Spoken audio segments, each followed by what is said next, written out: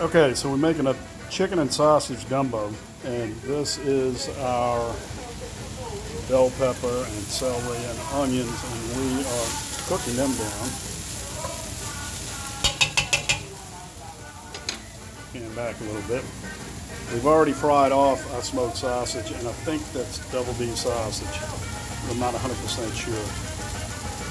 We're going to add a bottle of Vita Amber to it, as well as some chicken stock, white pepper, garlic, Tony's, red pepper, salt and pepper, black pepper, kitchen bouquet, and there's our chopped up rotisserie chicken, some parsley, and some wine for me while I'm cooking.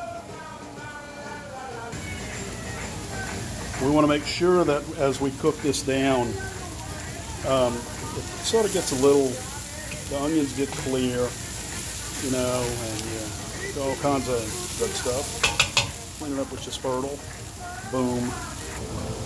We also have some broken chicken bones that we're going to throw in there once we start bubbling it. So I've been sauteing this for probably close to 15 to 20 minutes. I want it to get cooked down just a little bit more. And then I'm going to throw my rotisserie chicken in there. Now, my rotisserie chicken, just a regular salt and pepper rotisserie chicken, or you can get it flavored if you want. But I take and I chop this up, and then I put it in there, and I try to cook it down just a little bit more. To go with my glass of red wine, I listen to Pandora Italian Cooking Music Radio. Great stuff. Ordinarily, at this point, I would throw in my chopped garlic, but believe it or not, I actually forgot the garlic. So I got garlic powder, and that'll work just fine. I got this recipe, I kind of made this up because it's a quick tailgate gumbo, and we're going to go watch LSU play Alabama this weekend in Baton Rouge. So this, among some other things, will be what we serve at the tailgate. So I'm adding my parsley in. It's fresh. I kind of chopped it up. You get a nice shot of my. Let's see. Anyway, there we go. This is, like I said, it's just fresh parsley. Throw it in there, let it do its thing. So these are the two containers that the rotisserie chicken came in. So once I chopped the chicken up, I put them back in the container, because there's kind of some liquid down in there, and I want it to go into the pot. So now I'll cook this for just a little while longer, and it kind of softens that chicken up because I want it to break up just a little bit more. So we kind of busted the chicken up a little bit. It's almost like it's shredded. And now I'm going to throw the sausage in there, and now I'm going to start adding some liquid. So I dumped the sausage in there, and we got a little of this left in there. So we're going to take some of this Vita Amber, pour it in there, because I really want all that flavor going back into the pot. And there we go. Sorry about that, y'all. And then I'm going to dump a bottle of Vita Amber in there.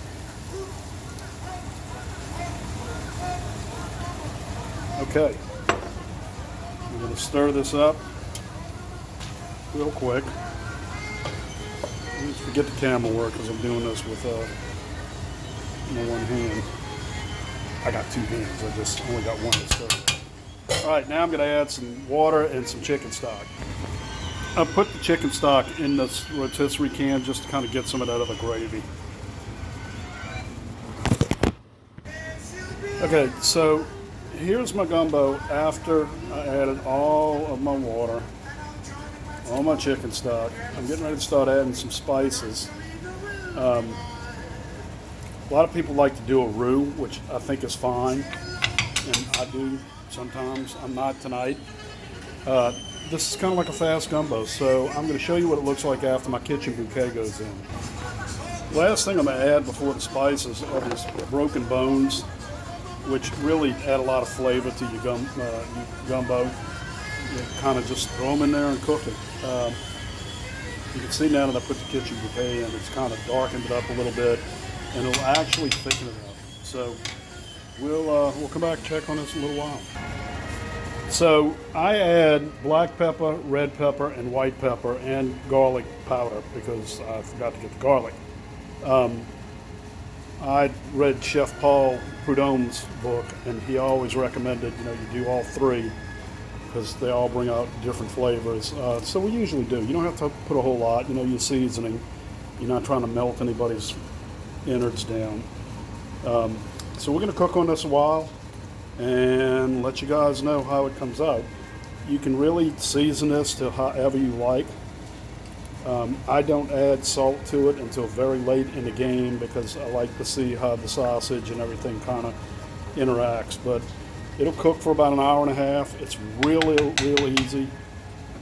This was 2 rotisserie chickens, 2 pounds of smoked sausage, a large bell pepper, about a half a celery, a half a stalk of celery, a tablespoon of black pepper, red pepper, white pepper, a tablespoon and a half of garlic powder, 2 large yellow onions, and that was it. This will feed a whole pile of people. It really goes well during Christmas because I just put this on the stove because we have a nice open house here. The other thing you're going to find is this is just super easy. I mean, you can cook gumbo and just really make a big deal out of it, or you can be old and lazy like me and cook it just so it tastes good and everybody thinks you hung the moon. I'll take pictures when we're done. I hope y'all enjoyed this video and the recipe. Thanks.